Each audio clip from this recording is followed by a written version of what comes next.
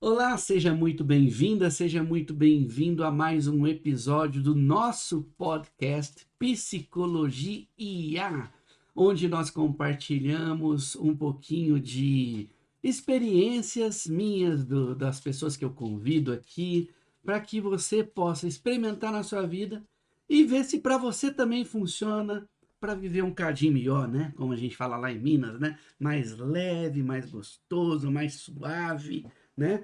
E hoje eu tenho o prazer de receber uma convidada que vive exatamente essa fronteira entre tecnologia, lado humano, comportamental, né? Ela é uma especialista em marketing global e comunidades na ExitLag.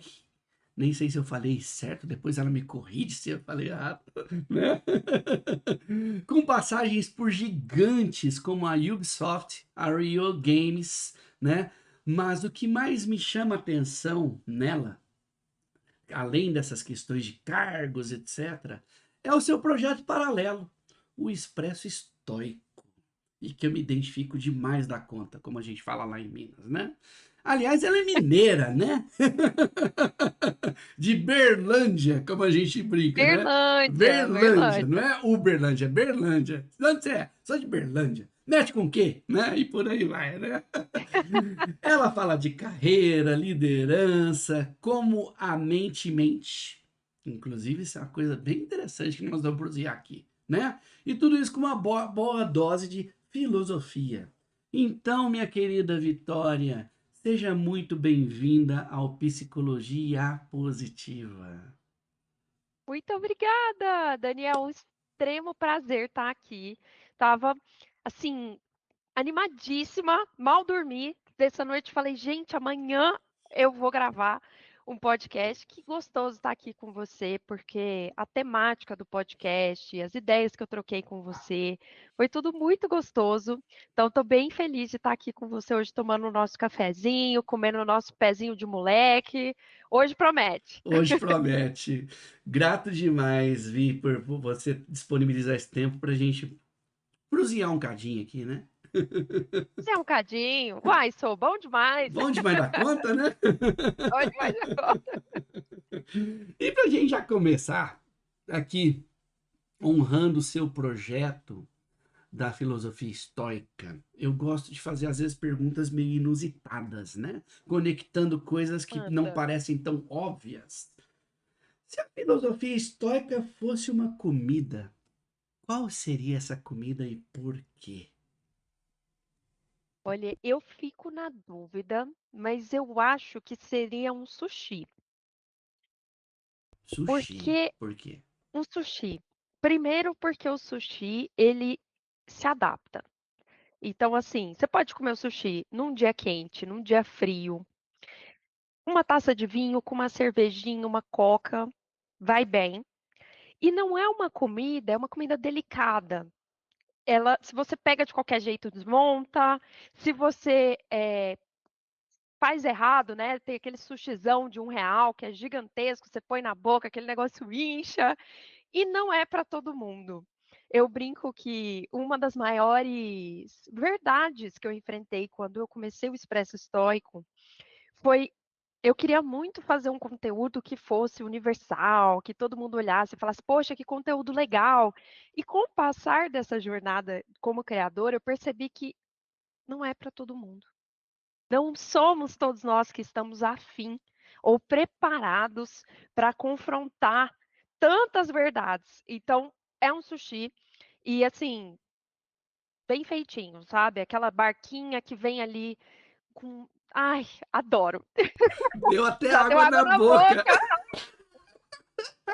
Que Eu já delícia. imaginei aqui, quase que eu falei uma marca, mas não é publi, mas, assim, é aquele sushizinho. E aí, assim, vamos de no modesto, tá, gente? Sem cream Uhum. cheese, sem aqueles molhos de maracujá, Nutella, não, é um negócio raiz, raiz Boa, mesmo. boa. Aliás, com um wasabi raiz forte junto, fica maravilhoso dentro do Hum. shoyu, né? Ai, olha, aquele gengibrinho, adoro, adoro. Ai, acho tudo. O wasabi eu ainda tô aprendendo, vou ser Aham, sincera, Daniel, aham. quando eu dá um susto. Ainda não Aham, tô nesse nível, aham. mas o gengibrinho vai. Boa, boa, boa, boa. Eu já sou um pouco mais hardcore, eu adoro o wasabi, aquele sabor de explodir assim, que sobe assim pro topo da cabeça, eu adoro. O que mais me assusta é porque o lugar que geralmente eu peço é delivery, então dá aquela balançada no motoboy ali chegando em casa, e aí às vezes o wasabi é surpresa. Entendi. Então ele dá uma encostada ali no nigiri, e aí de repente quando eu vou comer eu levo um susto, eu falo: "Gente, o que que é isso? Eu não estava esperando". Entendi, entendi. É a vida sendo vida com suas surpresas daquilo que nós não controlamos, né. Isso tem tudo a ver com estoicismo, Exatamente. inclusive, né. Tudo, tudo. Se veio com wasabi, já tá ali, vamos embora, né, nem que vamos embora, não vou pensar muito não. Exatamente, exatamente. E Vitória, olhando o seu LinkedIn, minha querida, meu, sua trajetória é riquíssima e multifacetada, mistura game, tecnologia. Mas quem é a Vitória, de fato, por trás do Expresso Estoico? Conta um pouquinho de onde você vem, filho de quem, mexe com o quê, né? E essa questão da filosofia por trás da comunidade que você criou, conta para nós aí isso, por favor. Conta, aqui é livro aberto, né, livro aberto. Daniel, eu comecei assim, eu sempre fui uma pessoa muito curiosa, e eu acho que essa minha curiosidade guiou a minha carreira, porque eu sempre gostei de aprender e de olhar, observar as profissões e me jogar. Então, se eu via que aquilo ali fazia sentido, que eu queria experimentar, eu me desafiava, às vezes sentava ali com as pessoas, e falava: "Olha, você me ensina o que você faz?". E a maioria das pessoas está disposta a te ajudar, a te ensinar, a te dar um caminho, e isso foi o lema da minha carreira. Então, recentemente, inclusive, eu descobri que eu sou um pato. Porque dizem por aí que o pato ele não nada direito, ele não anda direito e ele também não voa direito.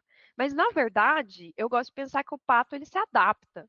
Então, se precisa que ele ande, ele sabe andar, se precisa que ele nade, ele sabe nadar, talvez não com a perfeição de um outro animal, não vai voar tão bem quanto uma águia, mas ele se vira bem. E basicamente, assim, realmente eu passei por tecnologia, então eu atuei muito como product manager, trabalhei em e-commerce, gostava demais dessa visão de ter dados e de poder ver as transformações que o time e eu construíamos nos sites. Fui convidada para entrar na área de games, mergulhei de cabeça, e logo que eu entrei na área de games, eles me fizeram um convite de sair de produto e ir para brand marketing. E eu não sabia absolutamente nada de branding, então eu aprendi na raça, ali na raiz, e aí fui traçando esse caminho dentro de games até o ano passado, quando eu comecei a me voltar mais para comunidades. Então hoje continuo trabalhando com games indiretamente na Exit Lag, mas muito forte ali na parte de torneios, de criar experiências para os jogadores de diversas modalidades. Então antes eu estava ali na publisher, efetivamente em quem cria o jogo, quem vende o jogo, e hoje eu trabalho com software, então está mais alinhado lá com o comecinho da minha carreira, mas ao mesmo tempo, olhando muito para a comunidade, para os jogadores, para construir experiências. E vou te falar que, assim, hoje eu olho para o meu futuro e eu não sei o que vem. E isso assusta, mas também é gostoso, porque eu sei que essa minha habilidade de adaptação, essa minha curiosidade, vai ditar até o fim da minha carreira, até a minha aposentadoria. Provavelmente vão existir várias vitórias por aí, que eu ainda não conheço. Muito legal você trazer tudo isso. E interessante que eu me sinto um pouco como você, meio pato também, viu? Te sendo sincero. Ó, tamo junto. Tamo junto. É Hashtag difícil tamo pra gente junto. admitir, né, É, mas faz sentido, a gente não precisa ser águia, aquele exato. especialista, Uhum. carreira linear ali. Você já ouviu falar de um termo chamado polimata? Você sabe que eu já ouvi, mas é mais no contexto ali de robô, de Uhum, meio cyberpunk, assim, uhum, ou eu uhum. tô viajando? Então, eu ouvi esse termo relativamente recentemente, acho que foi no começo desse ano. O polimata dizem que é a nova modalidade de perfis Ah, comportamentais que as grandes empresas esperam dos profissionais. O que que significa ser polimata? Significa ser uma pessoa talvez pato, que nome tenha mais chique, né? que tenha uma visão abrangente, mas ao mesmo tempo, apesar de ser abrangente, não é superficial. Tem uma certa profundidade mínima que garante entregas. Conforme você comentou, se o pato precisar voar, ele voa. Não vai ser um voo alto de uma águia, mas ele voa. Se precisar Ele voa? nadar, ele nada. Se precisar andar, ele anda, né? E assim por diante. Então, essa questão de ser polimata significa ser, na minha percepção, uma pessoa multi-competente que busca flexibilidade e se adequar, adaptar aos cenários que são apresentados. É comer o sushi com wasabi mesmo, não gostando tanto de wasabi, mas se permitindo Apenas. se adaptar à situação, né? É, Nossa, adorei. Para mim é isso. Acho que quando a gente pensa numa formação tradicional ali, uma faculdade, a maioria dos cursos é muito A ou B. Então, eu vou me especializar, eu vou seguir essa carreira. E para mim, isso nunca foi uma realidade. Eu sempre flertei com diversas áreas, então assim, gosto muito de ler sobre psicologia, sobre filosofia, mas não necessariamente eu vou fazer um PhD em filosofia. Então, para mim é isso, é você poder usar essa curiosidade a seu favor e descobrir outros mundos, mas trazendo eles para sua vivência. E hoje, para mim, o mundo ele pede essa adaptabilidade, porque as profissões estão mudando muito. Então, na minha época, o que era um product manager, se eu for sentar numa cadeira de PM hoje, eu tenho certeza que eu vou precisar me adaptar, porque com tudo que vem acontecendo, principalmente a IA, exige esse profissional que tem essa humildade de reconhecer que não sabe tudo. Não tem como hoje a gente saber tudo, a gente ler tudo, estar antenado, fazer todos os cursos que tem disponíveis, é humanamente impossível. sem dúvidas. Aliás, eu acho que se bobear, um dos maiores desafios que a gente vive na atualidade é a curadoria do que se pretende consumir, inclusive, né? Porque Entendo. observando a disponibilidade de dados que a gente tem hoje, né? Meu, é infinita. E pessoas como você, curiosa e que gostam de aprender, e que eu também tenho essa característica, né? A gente sofre com isso, porque você olha e fala assim: Meu Deus, tem isso tudo aqui, e agora o que que eu faço? Né? Socorro! Que socorro! Eu tive dificuldade de escolher quando eu fui fazer vestibular para que área que eu ia. Eu falei, eu adorava e adoro ainda a área da saúde, eu queria medicina. Aí, Caramba! eu via os pais e amigos dos meus médicos é, sendo demandado, não tendo final de semana, não tendo sossego, como a gente fala lá em Minas. Eu falei assim, acho que esse trem não é para mim não, né? Não Aí, tô muito afim. pois é, aí com 13 anos meu pai comprou, eu tinha 13 anos, meu pai comprou um computador em casa, um PC XT, né? Eu acho que foi em 86, 87, uma coisa assim. Um dos 12, 13 anos. primeiros ali. Foi no comecinho. Eu tive o privilégio do meu Caramba! pai ter condições de comprar um computador na época que começou o computador no Brasil. Imagina no interior de Minas. O computador via do Era um Paraguai. evento. Era um evento. As pessoas iam na sua casa ver, certeza, ver o computador, né? Sim, sim, sim, sim. E eu me identifiquei com aquilo de um jeito que eu fiquei apaixonado, né? Aquela tela verde, teclado gigante, né? O disco rígido dele tinha 30 mega de capacidade. Aquele barulho de ventoinha. Isso. E aí eu me apaixonei por tecnologia, né? Falei assim, acho que eu vou fazer a computação. E fui para a computação, né?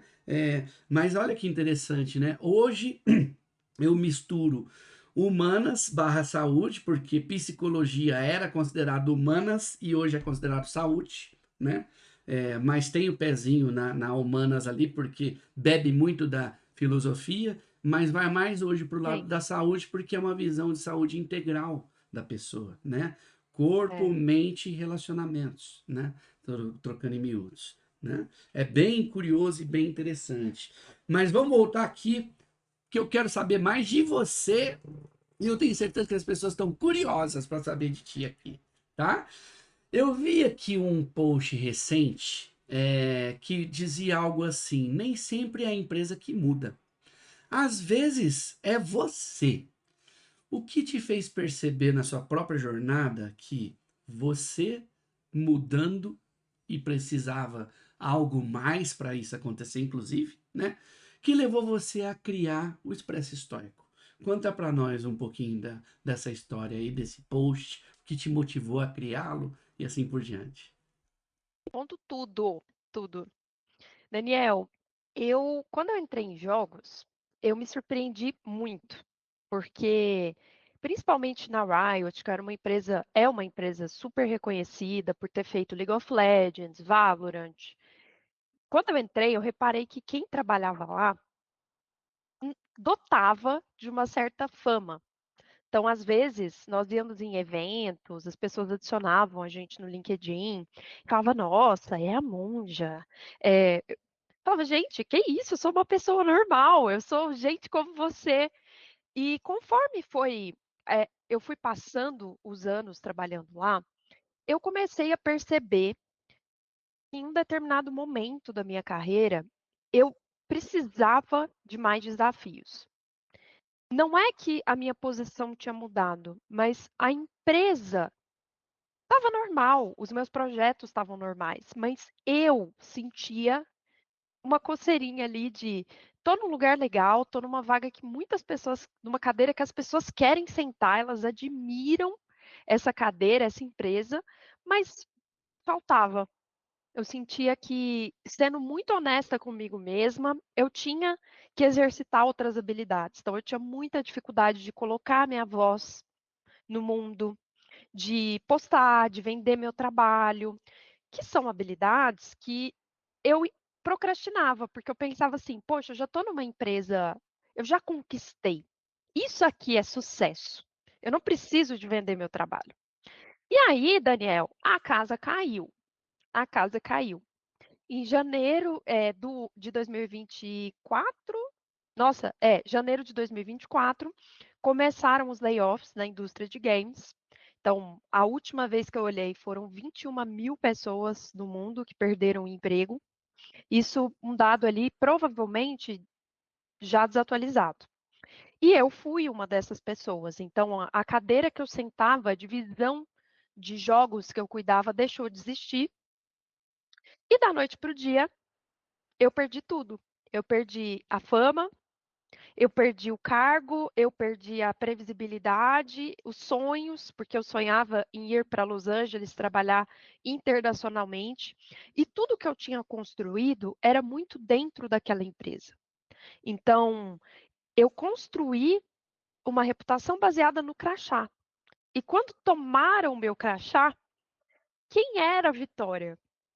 Quem era essa essa profissional, essa mulher que entrou, que fez os sonhos e agora, de repente, não tem mais os caminhos e as vias que eu tinha traçado. Que para mim era muito seguro. Eu estava assim, como eu disse, já vi o futuro até a minha velhice. Tudo muito certinho, muito planejado. Pois bem, comecei a procurar emprego no LinkedIn e a estudar a plataforma, muito com base em teste e erro, então mandei muito currículo. É, como diz, comi muita farofa, porque assim, era difícil de engolir a vida de desempregada. Eu acho que fala um pouco sobre isso, sabe, Daniel? Mas assim, arrumar emprego é um emprego. E um emprego difícil. É um emprego triste, porque você acorda, você manda 20, 30, 50 currículos e muitas vezes você não recebe nada, nem um sim, nem um não, nem um recebemos seu currículo. Esses dias para trás chegou um e-mail para mim de vagas que eu candidatei há um ano. é surreal procurar emprego hoje, assim, 2024, 2025, procurar emprego é algo, muito desgastante. E aí, eu estava na minha casa, procurando emprego, e eu comecei a olhar para dentro. Um dia, falei: "Ah, sempre gostei de estoicismo, mas nunca tinha me aprofundado muito", comprei uns livros e comecei a ler. E gravei vídeos, no LinkedIn, lendo sobre estoicismo, estudando, como uma estudante mesmo. E me senti confortável, porque pela primeira vez, Daniel, eu não estava falando da vitória, da vitória profissional. Aquilo ali era a vitória amiga, a vitória, vamos estudar junto, vamos trocar ideia. E com isso, eu fundei o Expresso Estoico, que a ideia eram conteúdos que você pudesse pausar, tomar um café, ler ou assistir um vídeo, refletir, sempre tem que ter café reflexivo, conversar e aprender. E com o passar desse último ano, eu vim, investindo mais em abranger esse leque. Então, hoje eu não falo mais só de estoicismo, é um dos pilares do Expresso Estoico, fundador, mas eu falo sobre o que me dá na telha. Então, falo sobre dificuldades que eu enfrento, falo sobre o que eu estou estudando de psicologia, eu vou flertando com esses assuntos e vou trazendo.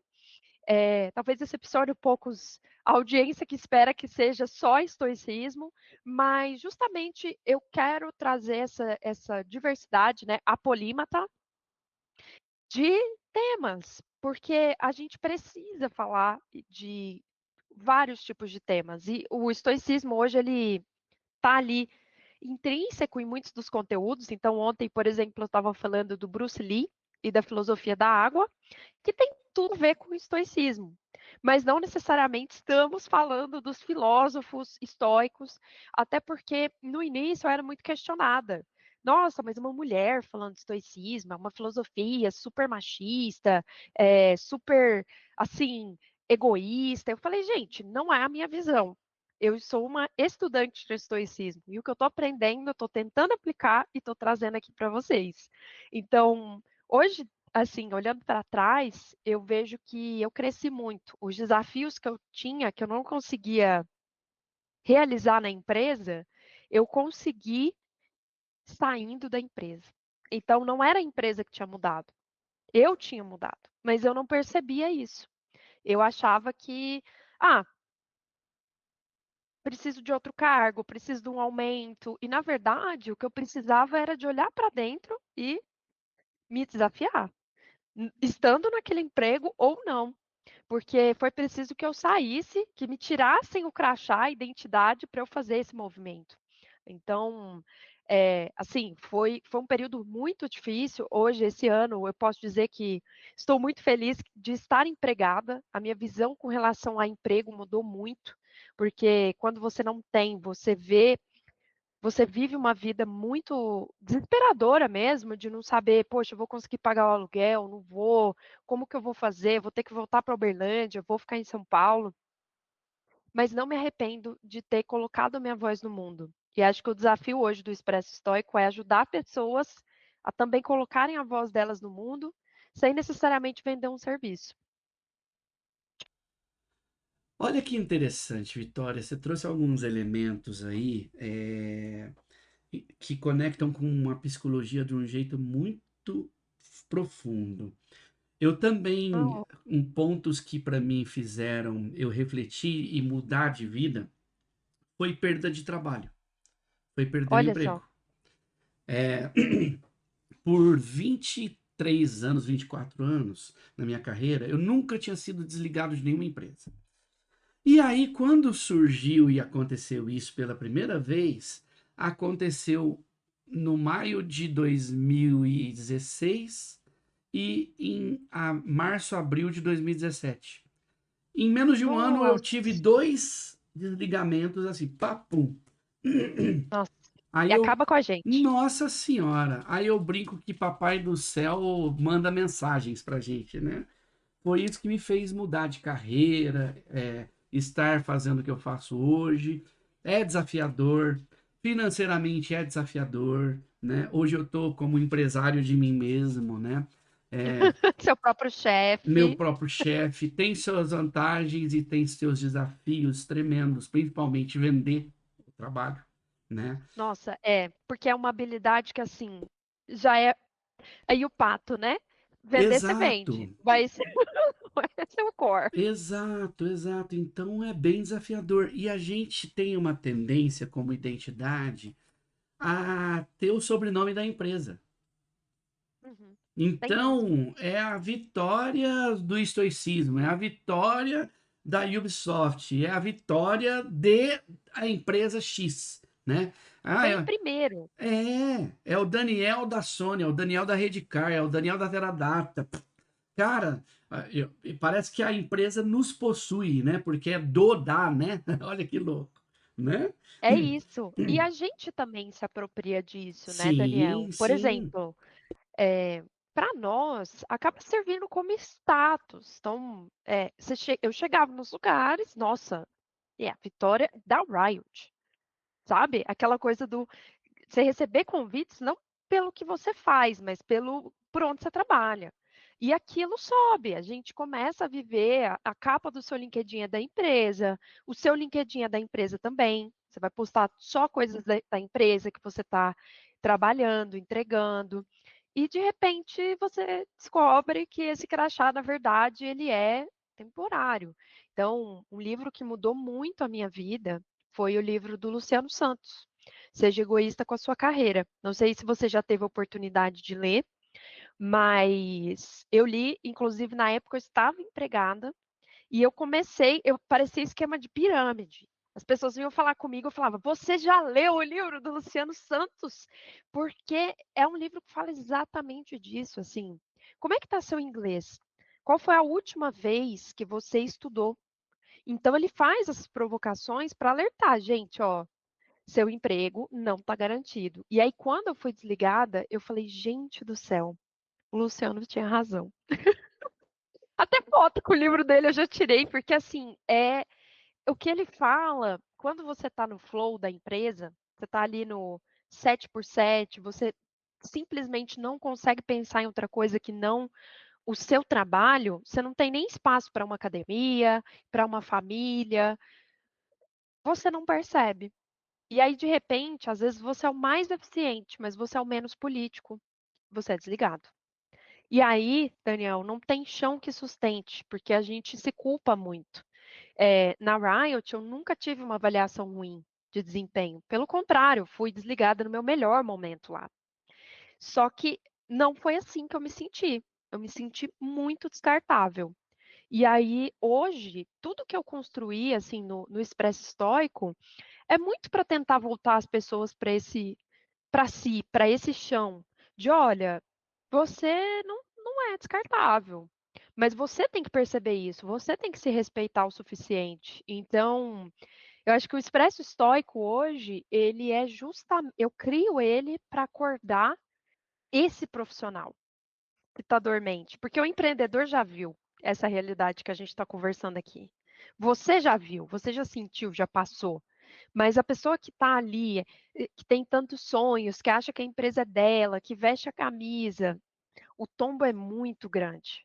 E aí, se eu puder te salvar um pouquinho desse tombo, eu vou tentar, porque faz toda a diferença a gente ter essa consciência de que o trabalho ele é uma parte, de que ele é temporário, de todos esses porquês. Então, eu estou filosofando aqui já, me segura Brasil, mas é porque é isso, assim, a gente tem que acordar, Daniel, pelo amor de Deus. As pessoas não estão vivendo, assim, é surreal para mim pensar nisso.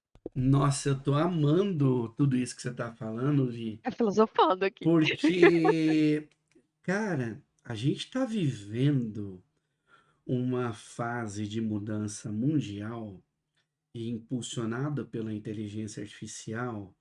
O que eu vivi, o que você viveu, eu ouso dizer que infelizmente vai se tornar mais frequente. Não é sendo pessimista aqui, digamos assim, é sendo realista, Realista, realista, total. né? Porque para quem ainda não se ligou, a inteligência artificial, ela é uma ferramenta muito poderosa, e que faz um monte de coisa, e dependendo da maneira que ela é configurada, ela faz até melhor do que muita gente, né? Em velocidade, em qualidade, dentre outras coisas, né? Eu sei que é muito polêmico isso que eu estou falando, mas o Não, ponto-chave é. que eu acho que você está trazendo aqui é o autocuidado, né? E eu até diria que a empresa é como se fosse um gigante que a gente sobe no ombro dela para se fortalecer, né? E faz, Adorei essa analogia. e faz parte da vida também subir em ombros de gigantes para que a gente se torne maior também, né? Eu acredito que sozinho a gente não faz nada. Eu brinco que até água que eu abro a torneira e sai, dependeu de um monte de gente para sair água na minha torneira. Até o pãozinho que eu como, dependeu de um monte de gente para ele chegar na minha mesa. Desde mexer a terra, plantar o trigo, até chegar na minha mesa, tem muita coisa para acontecer, Uma cadeia ali de né? produção, né? Então eu diria que a gente é muito mais dependente que independente, né? E ao mesmo tempo, apesar dessa dependência, nós temos que ganhar repertórios e recursos internos para lidar com tudo isso na vida de um jeito mais leve, né? E isso para mim É, se conecta até com você falar que a mente mente, né? E com um ponto que eu quero te fazer uma pergunta aqui sobre todas essas pressões que a gente vive no dia a dia, no mundo. Como que você usa o estoicismo para hackear o que você chama de rádio paranoia FM? Né? Como isso se aplica de modo prático na vida das pessoas, de maneira que, se Deus o livre, batendo na madeira aqui como fazíamos antigamente, né?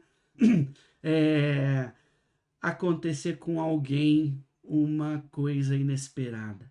Como fazer com que a mentira que a mente conta pra gente não entre na frequência da rádio Paranoia FM e que isso leve a pessoa mais pro fundo do poço do que fazê-la sair dessa situação. Daniel, essa pergunta é muito filosófica. Aí você me convidou para filosofar. Bom, eu vou pedir desculpa aqui, porque terei que filosofar. Mas hoje eu posso falar por experiência própria, assim, que eu sou uma grande ouvinte da Rádio Paranoia FM. Grande ouvinte, assim, meus divertidamente, assim, eu brinco que é a alegria e a ansiedade pilotando ali juntas, porque com a alegria também tá a ansiedade ali de mãos dadas. E hoje, o meu maior desafio, e que vem dessa postagem da Mente Mente, é que eu sempre gostei de ter o controle. Eu adoro, adoro quando as coisas saem como eu espero. Amo. E quando elas não saem, é difícil. É difícil lidar com isso. E é difícil a gente se colocar nesse lugar que é, para mim, a base do estoicismo, de que eu não controlo praticamente nada. Nem o meu corpo, Daniel. Nem o meu corpo. Se a gente for parar para pensar, estou aqui falando com você, mas a gente pode terminar essa ligação e meu corpo decidir parar de funcionar. E eu ir dessa para a próxima, encontrar os filósofos lá e trocar ideia. Então, assim, é muito interessante, porque a minha leitura é que hoje a nossa sociedade, ela incentiva o controle. Então, poxa, eu acordei meio desanimada, deixa eu tomar aqui 15 vitaminas para eu melhorar. Aí você toma a vitamina, não melhora. De repente você fala: "Não, eu devo estar desanimada porque eu não estou performando no trabalho". Ah, então tá bom, então eu vou comprar um curso. Aí vem a performance, você não compra um, você compra 3. Ah não, espera aí, não é o curso, na verdade é a minha alimentação que está desbalanceada. E lá vai marcar nutricionista, médico, para ver o que está de errado com a gente, nessa tentativa de controlar tudo, absolutamente tudo, tanto o que é nosso quanto o que é do outro. E o flow de quem foi acostumado, de quem tem essa vontade de controlar, é ouvir a Rádio Paranoia FM, porque você quer controlar a percepção do outro, você quer controlar o como que você está se sentindo, como que você está reagindo, e o que está no nosso controle é muito pouco. Quando a gente para realmente para pensar, você não controla o que o outro vai fazer, se a empresa vai te demitir, a percepção das pessoas sobre esse podcast, não controlamos quase nada. Então, hoje, a grande dicotomia é: a gente vive numa sociedade de performance, então nós somos performáticos, não só a gente quer ser o melhor, como a gente tem que mostrar que eu estou melhor que o outro. E a gente não tem esse controle. Então, é um mix de coisas muito diferentes, né, a performance e o controle. Só que, na verdade, você não controla e, na verdade, essa performance ela é sustentada, ela é um teatro. Então, hoje o que a gente vê é uma parcela da vida das pessoas.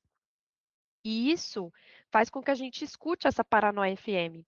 Então, se eu abrir o Instagram agora, tem gente na praia, tem gente que foi promovido, tem gente que está fazendo curso, enquanto a gente está gravando esse podcast. E aí a Paranoia FM aumenta o volume, né? Nossa, mas eu deveria estar na praia, eu deveria ter sido promovido. Então, é isso, você deveria, será?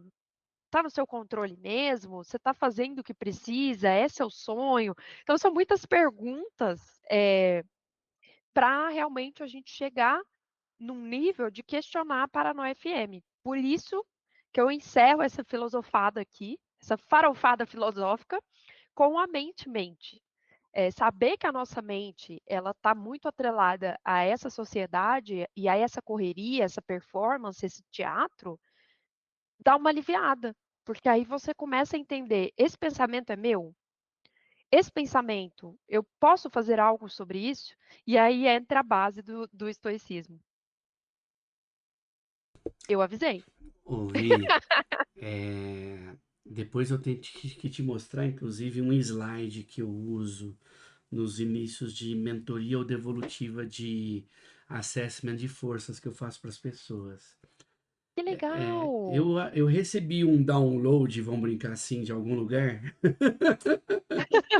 para o meu cérebro. Inspiração. Eu gosto muito de criar fluxos, criar desenhos, criar Eu coisas que também. remetem a facilitar o aprendizado, né? E no meu mestrado eu estudei um pouquinho do psicólogo chamado William James. Pouco falado, mas ele também é um grande influenciador do que é a psicologia hoje. E eu peguei uma das frases que um professor meu disse em sala, dizendo que William James falava de um jeito muito simples que viver é aproximar a expectativa da realidade. Só Nossa, que gostei. isso é um fluxo infinito. A cada micro instante que nós vivemos, nós temos expectativas e nós temos a realidade. E nós fazemos um esforço intencional, às vezes consciente, às vezes inconsciente, de transformar aquela expectativa em realidade, né? Aí eu peguei e criei um slide onde eu coloco num canto falando assim: viver é aproximar a expectativa, uma flechinha de aproximar, e a realidade. Aí eu, como analista de sistemas que sou, né, vindo de tecnologia, eu falei assim: então tem que entender de expectativa, tem que entender de realidade, né? Aí eu fui entender que dois pilares que prioritariamente desenham a nossa expectativa são crenças e valores. Aí eu falo, crença a gente tem que flexibilizar, porque eu tenho a minha, você tem a sua e nós dois estamos, entre aspas, certos. E valores É pessoal. é pessoal. E valor é tudo aquilo que eu quero repetir, ser, fazer e ter, que faz bem para mim e para quem me cerca. Eu defino o valor desta forma, né? Então, quando eu tenho clareza dos meus valores e eu flexibilizo minhas crenças, eu melhoro as minhas expectativas. E a realidade? Exatamente, é o balanço. Calibra, né? Exato. A realidade, eu separei ela também em dois principais pilares. Uma que a gente pode treinar um pouquinho o controle que você trouxe, e não significa a todo momento, porque não somos máquinas, né? Não somos. E outra que é a parte que a gente influencia a partir do controle. Aí eu falei assim, o que que nós podemos treinar a ganhar um pouco de controle? O pensar e o agir. Mas como que eu controlo o meu próximo pensamento? Com uma pergunta. Porque quando eu me pergunto, eu direciono o meu próximo pensamento. Perfeito. E a ação? Eu desenvolvo melhor a ação com competência. Char, conhecimento, habilidade e atitude. Conhecimento do que fazer, habilidade repetindo a aplicação desse conhecimento várias vezes e a atitude de saber por que que eu faço aquilo. Qual o benefício, qual a razão e assim por diante. Portanto, eu posso aprender a controlar um pouco mais o meu pensar e o meu agir, que influencia o que eu não controlo, a situação que eu estou vivendo, os sentimentos meu e das outras pessoas envolvidas e os outros. Portanto, eu brinco que viver, filosoficamente dizendo, é aprender a dar um passo. P-A-S-S-O. Pensar, agir, mais controlado, Uau! que influencia melhor situação, sentir e os outros que estão comigo. Com clareza de valores e flexibilização de crenças.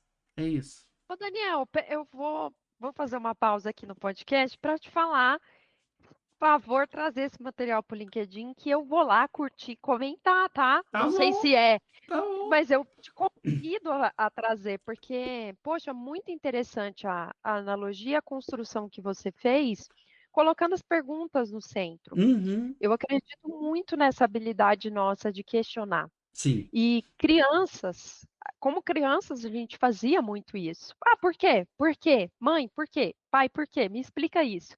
E conforme a gente vai envelhecendo, fazer perguntas faz com que a gente se sinta bobo. Você fala: "Não vou admitir que eu não sei isso, não vou admitir, eu sei tudo, eu não posso parecer fraco", e N outros pensamentos que vêm. Então, eu gostei muito desse seu framework, porque para mim o ato de perguntar, eu me questiono o tempo todo. Acho que aí está a curiosidade e o questionamento. E isso faz com que eu flerte tanto com psicologia, com filosofia, porque precisamos questionar, tudo, absolutamente tudo, o consumo, o jeito que a gente vive, o que que a gente quer para nós, o que que é nosso, o que que é do outro. E queria fazer um paralelo, não é a quote certa, mas eu fiquei muito com essa frase, quando eu li A Sutil Arte de Taro Fodas, ele fala, acho que é Mark também, ele comenta lá que a vida é um eterno resolver problemas, e que a sua felicidade ela não pode depender de ter tudo nossa, tô ficando rouca, você viu? É a filosofada. Espera aí, deixa eu mutar o microfone aí. Pronto. E que a sua felicidade, ela não pode depender de não ter problemas. E eu, por exemplo, fui criada numa família que problemas eram coisas assim, qualquer coisa é motivo de desesperar, de preocupar, de, nossa, meu Deus, a ansiedade, afobação. Então, hoje, isso faz parte, esse meu questionamento do, poxa, isso é um problema? É uma demanda da vida? Porque a vida tem demandas, então a geladeira está vazia, eu tenho que ir no supermercado. Se eu tratar isso como um problema, uma coisa difícil, não vou chegar a lugar nenhum. A vida vai ficando muito complexa. Então, não cheguei onde eu quero, tá bom. É um problema ou é uma demanda da vida? O que que você pode fazer sobre isso hoje e amanhã? Então, é muito interessante e favor trazer o seu framework para o LinkedIn, tá? Senão eu vou brigar com você e quem está ouvindo está de prova que a gente vai te cobrar. Quero tudo, tá? Pode trazer slide, setinha, framework, Olha, pá, eu tá? tenho uma sugestão em cima disso. Que tal a gente construir junto um artigo no Bora, LinkedIn? bora. Estamos Fechado, alinhados. já tá combinado. Fechado, gente, aguardem. E olha que interessante isso que você trouxe. É, na minha perspectiva, e aí isso vai muito ao encontro da psicologia, né? Porque a psicologia estuda o que a gente chama de biopsicossocial, corpo, mente e relações, né? Que é o que acaba definindo nossos resultados e a maneira que a gente lida com as coisas. Eu faço uma outra metáfora dizendo que o bio é o corpo, é o hardware, é como se fosse o computador. Psico é o software, é o aplicativo que roda no nosso sistema. E o social é a internet, é a rede que nos conecta, né? E viver é isso o tempo todo, tudo isso interagindo de Tudo isso. forma sinérgica, por assim dizer. E para mim, o significado que a gente dá para cada coisa que define o que a gente sente em relação àquela coisa. Se eu mudo o significado a partir de perguntas e novas perspectivas, eu posso mudar o meu sentir e lidar com aquilo. E na minha perspectiva, esse framework que eu citei, que viver e aproximar a expectativa da realidade, problema é o gap que existe entre expectativa e realidade, né? É, expectativa, ser a Beyoncé, realidade, Vitória Lopes. Aham. Tem um gap aí bem grande, né? Isso, e quando a gente aprende a regular essa expectativa para torná-la smart, até pegando outro framework famoso aí, né? Gente, olha Específico, isso. mensurável, né? E assim por diante, da meta smart, né? Atingível, né? Com data, relevante e assim por diante, a gente passa a perceber que existem frames para a gente lidar melhor com as coisas. Isso me remete até à próxima pergunta que eu quero fazer para você. Pois você se descreve como alguém que traz estrutura ao caos, clareza à complexidade. E no mundo corporativo, talvez isso possa até soar meio pragmático, frio, duro, né? Como que você busca fazer isso acontecer mais conectado com um lado mais humanizado, né? Conectado de um jeito que, ao vivenciar isso, não soe algo frio, distante, e que quem recebe não sinta nem como se isso fosse uma agressão, por assim dizer. Olha, Daniel, esse vem sendo um dilema, porque eu, basicamente, assim, eu tenho uma tendência de ver o mundo um pouco mais de forma lógica. Então, eu sou Somos muito dois. boa com estruturar projeto, tirar as coisas do chão, fazer acontecer.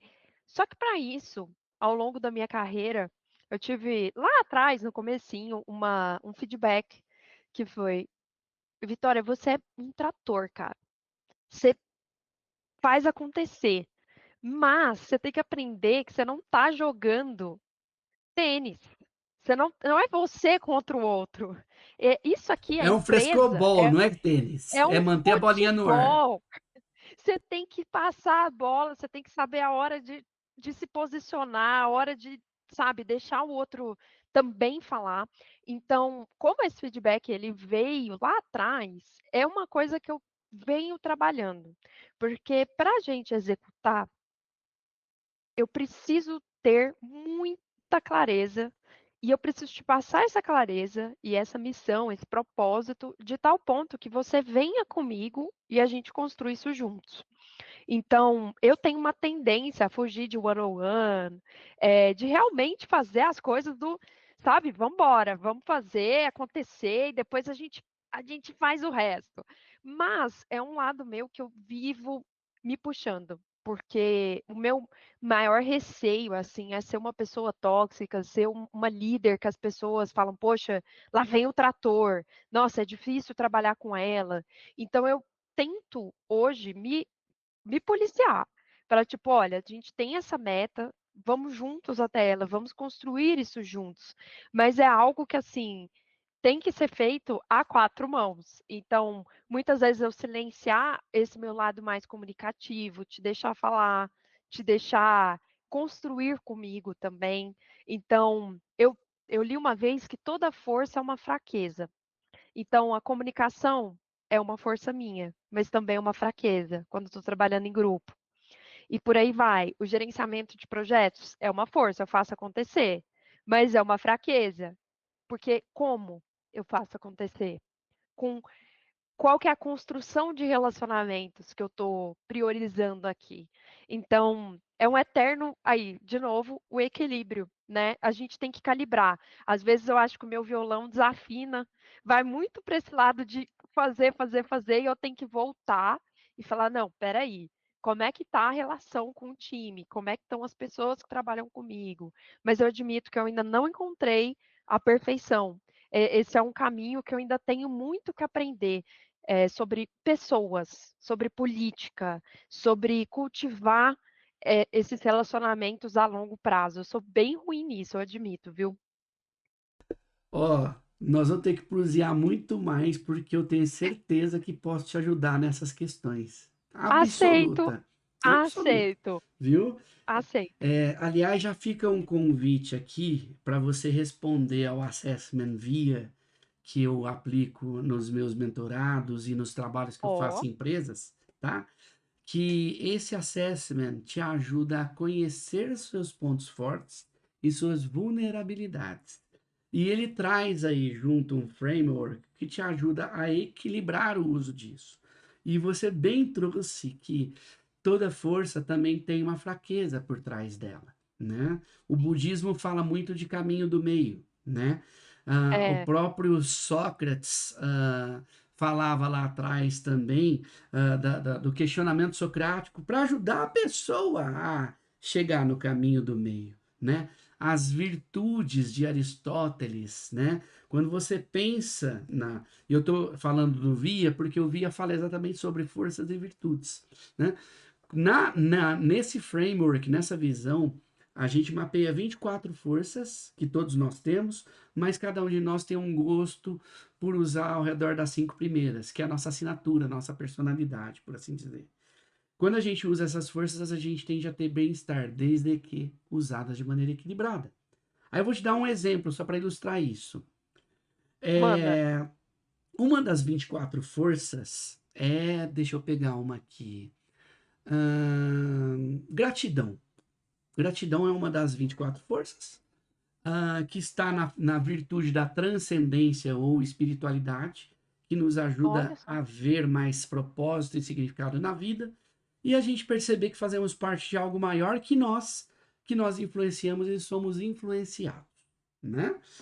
A gratidão no caminho do meio, ela diz respeito a gente ter dois principais comportamentos que definem ela. Primeiro, nós estarmos atentos e percebermos que coisas boas nos acontecem na vida. É o primeiro passo. Então, isso exige atenção plena, Opa, mindfulness, né? E também uma interpretação da perspectiva positiva daquilo que te chegou. Segundo passo envolvido na gratidão é o expressar agradecimento a quem nos gerou aquele benefício. Então envolve dois passos que são, olha como eu expliquei de um jeito que eu materializo o que é gratidão, né? E ela traz consequências para quem recebeu, para quem é agradecido, para quem se doou, etc, né? Só que a gratidão em exagero pode virar uma bajulação, um puxa-saquismo. É como se fosse assim: você faz algo para mim trivial, e ao invés de eu falar simplesmente assim, obrigado, Vi. Eu falo, ai, Vi, gratiluz, muito obrigado. Isso é um exagero, né? é, Passou do passa. limite, né? Total, total. E a falta de gratidão é se tornar ingrato. O que é ser ingrato? É não perceber que algo de bom te aconteceu, ou mesmo percebendo, não expressar agradecimento a quem te trouxe aquele benefício. Achar Pronto. básico, né. Tipo, Exato. mais do mesmo ali. Exatamente. Então observa que a força da gratidão, existe o caminho do meio, existe o subuso e existe o superuso. Exato. Luz e as duas sombras, vamos falar assim, né? Então é muito importante e relevante a gente olhar por trás disso e conte comigo para a gente desenvolver Adorei. todas essas questões aí, tá bom? Não, com certeza. E assim, eu penso também muito, Daniel, eu sempre tento me colocar no lugar do outro, assim, porque realmente um trabalhar com pessoas é sempre um desafio, Sempre, não importa se é família, se são amigos, se são só colegas de trabalho, não importa, porque cada um de nós tem uma forma de pensar, tem as suas habilidades, tem as suas excelências, suas forças e fraquezas. E recentemente, um recurso que é muito bacana é a empatia. Você realmente conseguir se colocar no lugar do outro e falar: "Poxa, será que a minha régua não está muito alta? Será que eu não estou cobrando demais? Será que eu não estou acelerando o que pode ser feito em partes?". Então, temos que conversar sempre e buscar entender esses nossos pontos fortes. É um ótimo caminho para sair do que a gente acha e realmente começar a trabalhar em ser pessoas e líderes melhores. E falando em habilidade, você é especialista em construção de comunidades globais. Qual que é a psicologia por trás da construção de uma comunidade forte?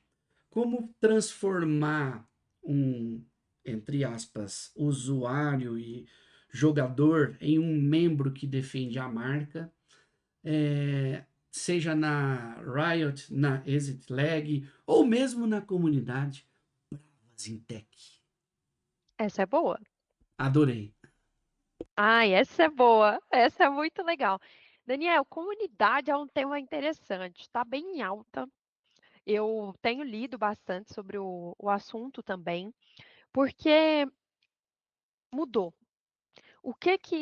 Como que vem acontecendo o marketing pré e pós-pandemia? Pré-pandemia, ninguém imaginava que nós éramos tão frágeis. Durante a pandemia, boa parte de nós ficou em casa, sozinho, com um computador na frente, um celular na frente, e esse isolamento fez com que a gente buscasse influenciadores, com que a gente buscasse entender coisas para comprar, cursos para fazer, qualquer coisa era motivo para a gente sobreviver àquela realidade de estar preso em casa, de ser tão frágil, de poder morrer a qualquer momento. O estoicismo fala que, né, não mudou essa realidade. Só lembrando, somos frágeis ainda, mas a gente vive mais como se não fosse. E aí, pós-pandemia, o movimento que aconteceu foi: nós voltamos a sair de casa, a nos relacionar, só que diferentes, porque nós passamos um período de isolamento. Então, o reflexo que tem hoje pós-pandemia é nós mantivemos alguns dos hábitos.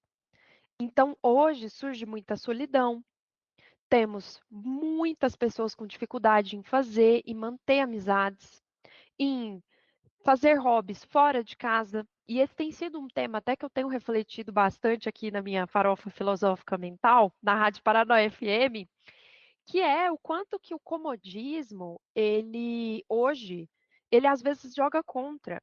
Então, eu trabalho de casa, o que é um grande privilégio, e tudo que eu posso eu faço de casa. Então, eu vou fazer uma academia, eu faço no prédio. Eu vou fazer uma compra, eu faço no aplicativo. E com isso, tem surgido cada vez mais essa sensação de solidão, de falta de conexões reais. Por isso que hoje surgem tantos micro-influenciadores, as marcas estão apostando mais em pessoas e não tanto na performance, continuam apostando ainda nos grandes, mas já perceberam também a relevância dos pequenos, daqueles que têm ali uma plataforma de comunicação genuína. E aí, dito tudo isso, uma das construções de comunidade possíveis é realmente unir pessoas com propósitos em comum. Então, dentro da indústria de jogos, o propósito era jogar junto. Então, seja jogar junto, fanart, fanfic, tá ali conversando sobre o jogo, sobre os personagens. Isso no Discord, no WhatsApp. E hoje, com Bravos em Tech, por exemplo, é 100% no WhatsApp. E é uma comunidade muito interessante, porque são todas mulheres de lugares diferentes do Brasil, faixas etárias diferentes do Brasil, porém, com vivências extremamente diferentes, que estão ali para se ajudar. Então, geralmente, uma de nós manda um problema, algo que está passando, e a mulherada vai se ajudando. Então, se ajudam a descolar um emprego novo, a bombar ali um post no LinkedIn. E tudo isso só é possível por quê? Porque essas mulheres perceberam que elas precisavam de um espaço seguro. Então, comunidades nada mais é do que construir espaços seguros, onde as pessoas possam se encontrar e ser elas mesmas. E aí, se é uma marca que se apropria disso, nem sempre dá certo.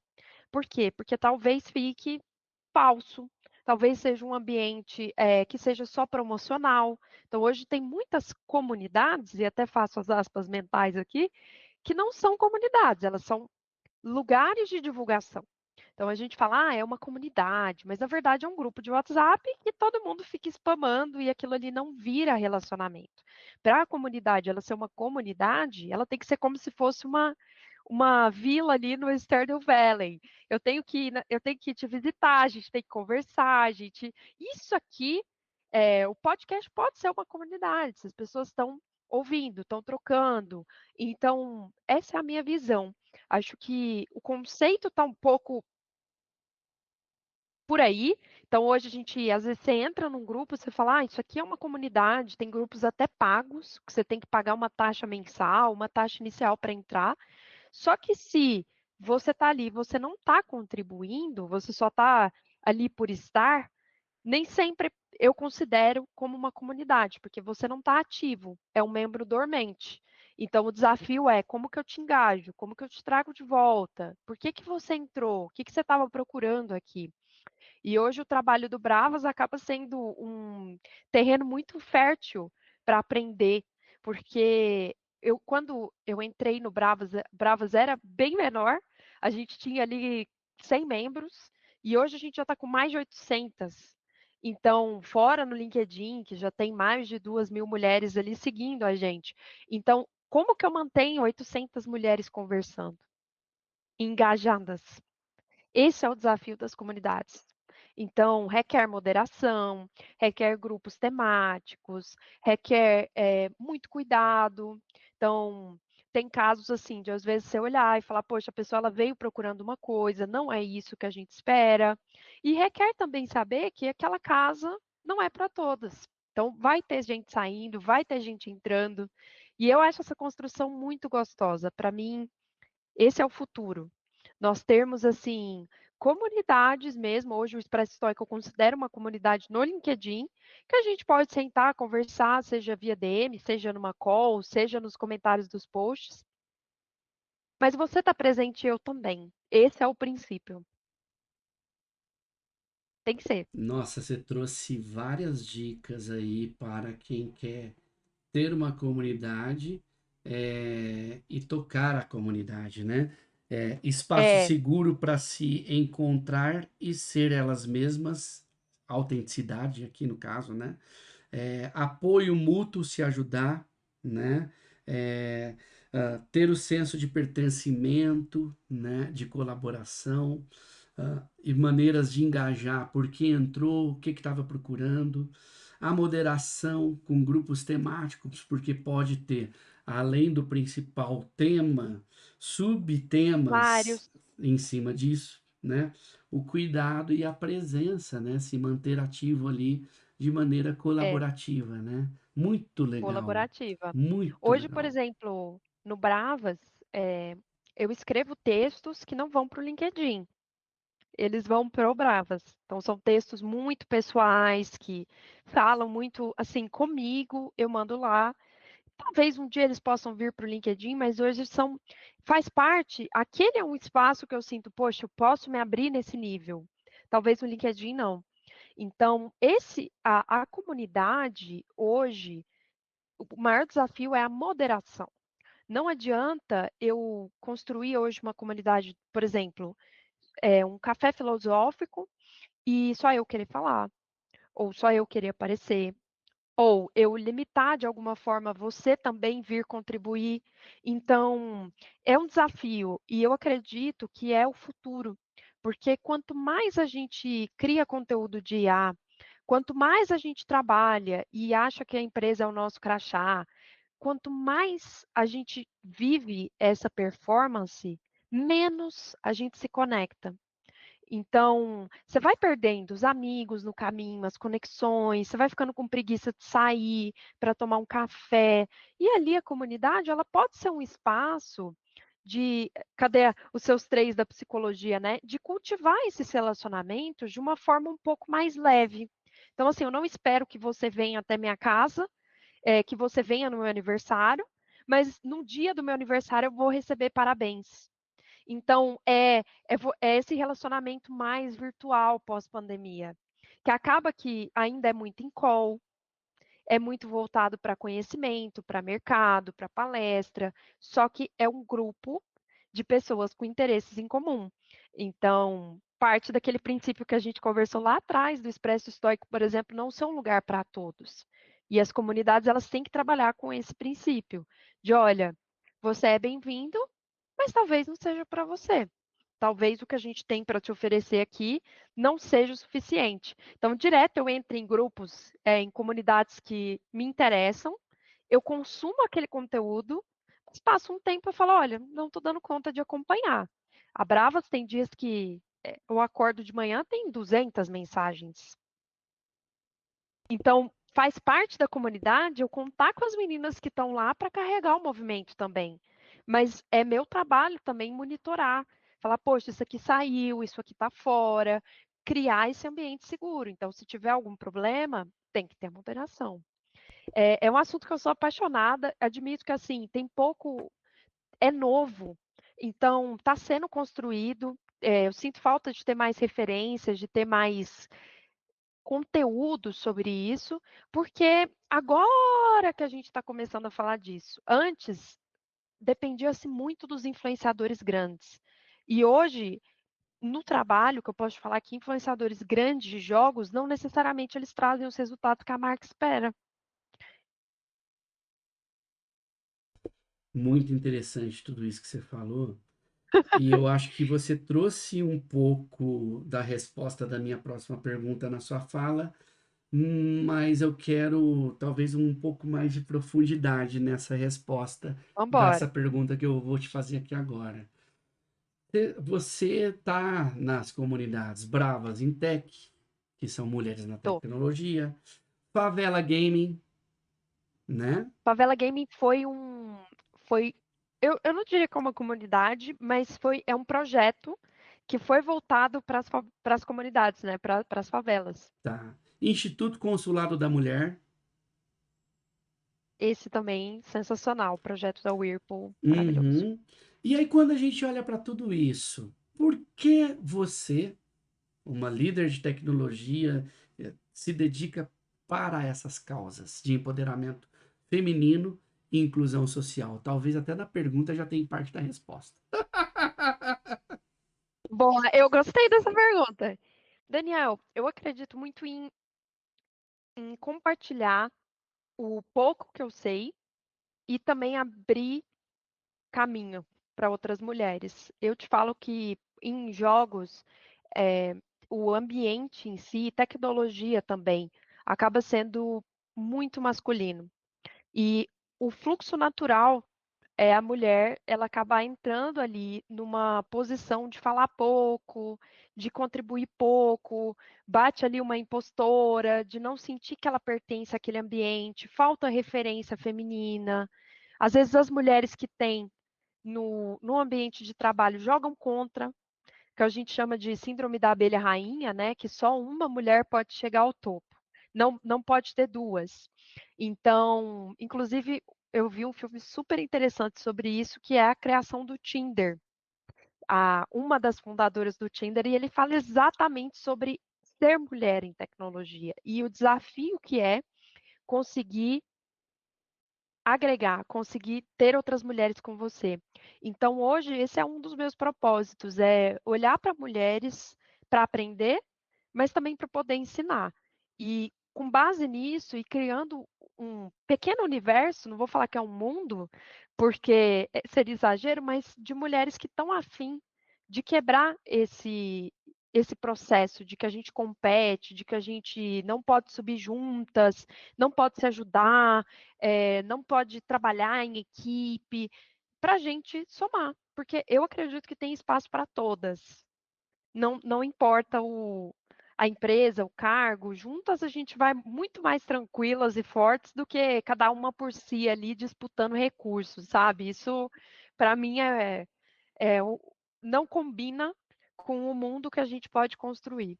Muito legal, muito legal. Eu acho que o mundo machista, do jeito que é, em desconstrução em alguns cenários, né, precisa também, junto disso, fomentar mais a colaboração e de que o mundo, em vários aspectos, ele é mais abundante do que escasso, né? Também penso. Então, a colaboração foi, na minha humilde opinião e das coisas que eu estudo, o que nos trouxe como humanidade até aqui. Se não fosse a colaboração, a gente não existiria como ser humano. Porque na natureza antiga, sem ter um prédio para me proteger aqui dentro, sem vir bicho, etc., É a, verdade. a gente seria presa fácil e vulnerável. O que transformou o ser humano em perpetuar foi a união, né? Um ser humano contra um bicho de médio pequeno porte pode ser destruído por um bicho pequeno médio É porte. verdade. Mas 5 seres humanos contra esse outro bicho dá conta dele, né? E foi a união de força e ideias que transformou o ser no que ele é. Então eu acredito que a gente precisa sim fomentar a colaboração muito mais do que a competição. A competição pode ser saudável num sentido de eu te instigar a evoluir o seu versus o meu, mas mesmo assim tem que haver respeito de que aquilo é um esporte, por exemplo, e não É, uma guerra onde sou eu contra você, né? é, somos inimigos, né. Exato, não somos É, inimigos, podemos ser temporariamente adversários para que os dois evoluam suas competências, né? Eu acredito muito nessa questão de colaboração. E aqui no Psicologia IA não tem como eu fugir de pergunta que também correlaciona à inteligência artificial, né? E eu queria saber de ti que é do mundo dos games também. Se a IA fosse um personagem de game, qual seria e por quê? olha, se a IA fosse um personagem de game, qual que ela seria? Aí eu vou ter que pensar, né. Mas eu diria é engraçado, a visão que eu tenho de IA hoje é ela muito presente. Então, assim, tudo agora é IA. Tudo, tudo, tudo, tudo, tudo. E, ao mesmo tempo que ela está presente, ela não funciona 100% sozinha. Tem que ter input, tem que ter conhecimento, tem que ter dado. Então, eu já começo falando que eu não vejo ela como protagonista. Assim, não seria um personagem principal. No último God of War tem o Kratos e tem o Atreus. Para mim, a IA é o Atreus. Vai dar um suporte, vai ajudar o Kratos na jornada dele, tem um papel, está crescendo, tem o que aprender, mas ao mesmo tempo, o Kratos mudou por conta do Atreus. Então, quando ele vira pai, ele muda, ele é outra pessoa. Continua sendo Kratos, continua, mas ele ainda assim teve que evoluir. E para mim é muito isso, assim, hoje eu vejo muito nós colocando a IA no lugar de Kratos, como a protagonista, porque IA, IA, IA, e na verdade nós somos os protagonistas e a IA está ali como nosso suporte. Tem a jornadinha dela, mas depende desses nossos insights, desse nosso conhecimento. Você adorou, né? Tá rachando o bico aí. Você não sabe aonde está indo a minha mente com tudo isso que você está Não, manda, falando. manda. Essa metáfora que você fez, ela vem carregada de um monte de coisa profunda que dá pra gente explorar Olha, aqui. eu explorei agora, tá? Só me dando esse Sim, crédito sim, foi no criativo, flow. eu não tinha pensado nisso. Foi no flow. Olha o detalhe. Kratos é o pai. É o pai. O ser humano é o pai da IA. Inclusive nas relações humanas de pai e filho, quando o pai sai do seu protagonismo de conduzir o filho em valores Tá adequados, ruim. dá ruim. Olha quanta Tá bem coisa ruim. dá pra você gravar outro podcast depois. Não, Daniel, eu já te falei, aqui a gente faz o 2, faz o 3, que é filosofar e falar de Meu, coisa boa, tem não muita tem erro. coisa legal para explorar aí, muita coisa.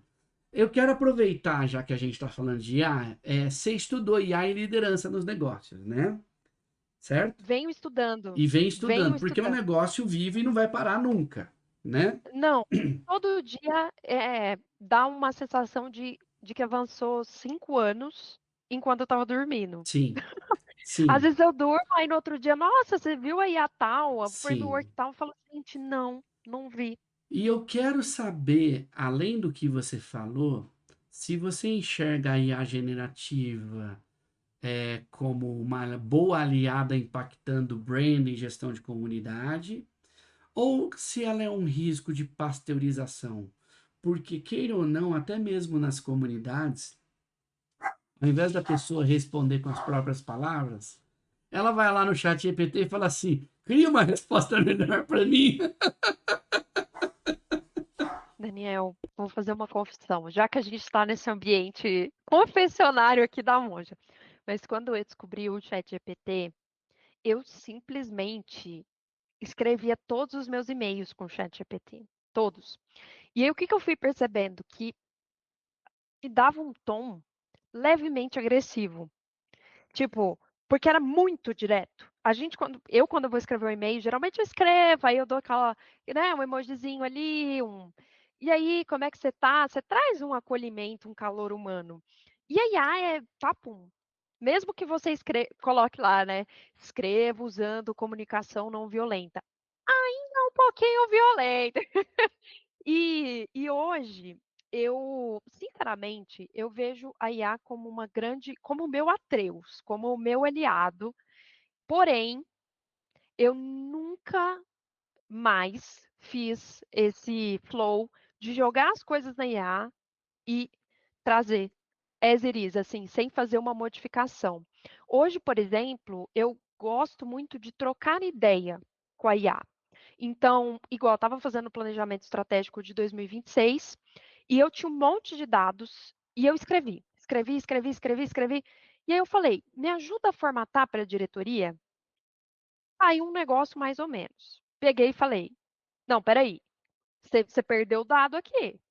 Aí ela falou: "É, perdi mesmo". Ele me chama de V, o meu o Ares. Esses dias eu assisti o ai, gente, como que chama aquele filme?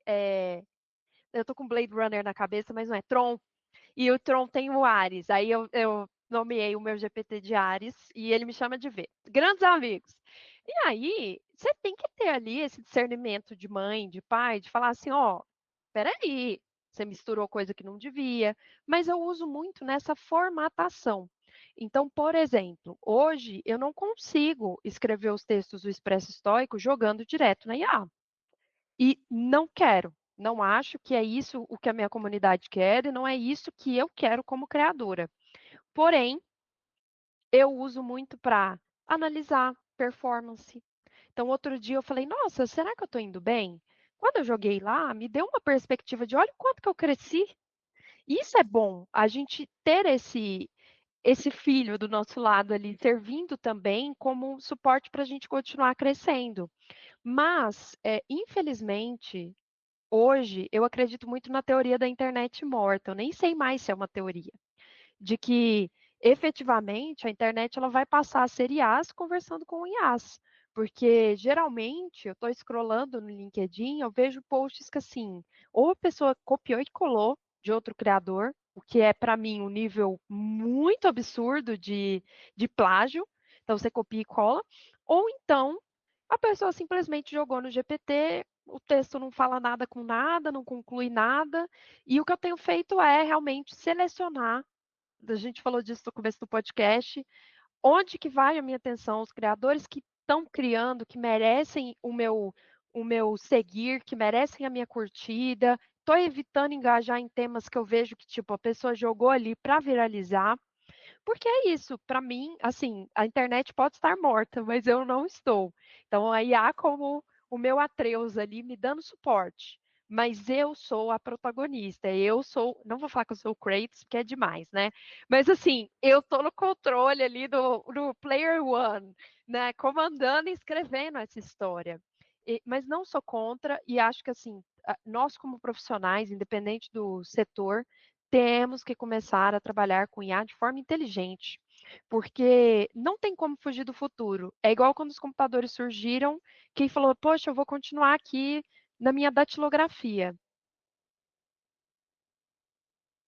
Não, Não dá, vamos né? evoluir. Não dá.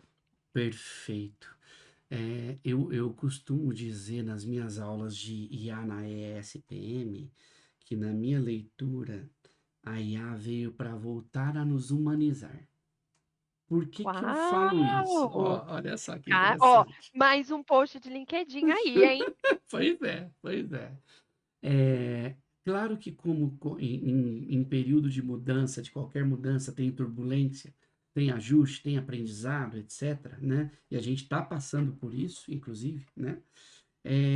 Na minha percepção, o ser humano ele criou uma série de filhos. A internet é uma delas, né? Dentre várias outras coisas, e a IA é a principal coadjuvante depois do próprio ser humano, por assim dizer, né? É, hum, eu acho que a IA, com o passar do tempo, vai assumir diversos papéis que hoje somos nós que fazemos, e ele vai criar não só uma internet morta, mas diversas coisas mortas. O morto aí sem vida significa que é um robô que está fazendo, né? Um programa que está Uhum. executando, por assim dizer, né? Até para quem está escutando e não é da área e fala assim, mas o que quer dizer morto nesse caso? O morto significa não é um ser vivo que executa, e sim uma máquina que foi criada por ser humano para executar, né? Então, na minha percepção, tem diversas coisas que o ser humano criou e que muitas vezes são até chatas de fazer, que a IA vai ter a capacidade de assumir. Só que aí, o que nós vamos fazer da vida? Ao não ter mais o trabalho tradicional que a gente fazia, que a gente mesmo Ó, criou. tem até uns confetes caindo aí, hein? Quando eu faço assim, o computador faz confete. Se eu faço assim, ele escurece, quer ver? Ó. Assim ele faz coração, ó. Olha lá, ó, quer ver? Ó.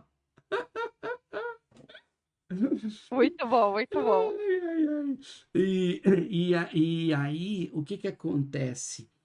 Vai sobrar tempo para gente fazer outras coisas. E na minha percepção, esse tempo, mais do que nunca, precisará ser preenchido com relações humanas. Então, nós vamos precisar, mais do que nunca, focar em desenvolver soft skills, como conversar, como olhar um no olho do outro, como afetar e permitir ser afetado, e por aí vai, né? É. Então, essa é a minha perspectiva, né? E até indo ao encontro disso, você como mentora de tantas mulheres e profissionais, qual o conselho que você dá para quem está meio perdido ou sobrecarregado com as próprias cobranças aí na vida ou na carreira? Nossa, esse aí, hoje a gente não tateou na superfície, né? Foi só profundidade. Mas olha, Daniel, eu, o maior conselho é para a gente não fugir, não fugir, não fugir mesmo do que a gente sente e do que a gente vive. Então, esse conselho, ele parece genérico, mas a verdade é que o corpo fala e as emoções elas falam também. Claro que hoje, olhando muito para a performance, a gente se compara muito, a gente quer uma velocidade surreal, que as coisas aconteçam no 2x, no 3x, quer fazer tudo ao mesmo tempo, mas quando nós paramos e a gente olha como que está a minha vida hoje? Como que eu tô? Vitória. Então eu acordei, como que tá o meu sono? Como que tá minha relação com o meu corpo? Então, um exercício físico básico, uma alimentação boa. Como que eu tô me sentindo? como que estão minhas relações. Então, hoje, tudo que a gente consome, esse 2x, é uma corrida que a gente nem sabe onde quer chegar. Então, o meu maior conselho é parar de fugir, parar de correr essa maratona infinita e começar a tomar decisões que fazem sentido para você, que te deem perspectiva, que te deem alegria. Eu posso estar falando isso de um lugar de privilégio, claro, mas eu acredito que todos nós temos o potencial e podemos construir uma realidade melhor dentro das nossas condições. Então, poxa, hoje às vezes você acorda super cedo, dorme super tarde, tem 2 trabalhos, como que eu vou falar de felicidade, de completude para essa pessoa? Eu não estou nesse lugar, eu não vivi esse lugar. Porém, se essa pessoa está fugindo, está correndo, está consumindo conteúdo demais para disfarçar que está precisando de descanso, são pequenas perguntas como essa do por que eu estou correndo tanto? Por que eu estou comprando tanto? Que fazem com que a gente volte para esse lado humano, com que a gente consiga olhar para o que a gente quer construir, porque é isso, eu sinto que todos nós, a gente está numa corrida gigantesca, uma maratona, não, e ninguém sabe onde quer chegar, mas está correndo.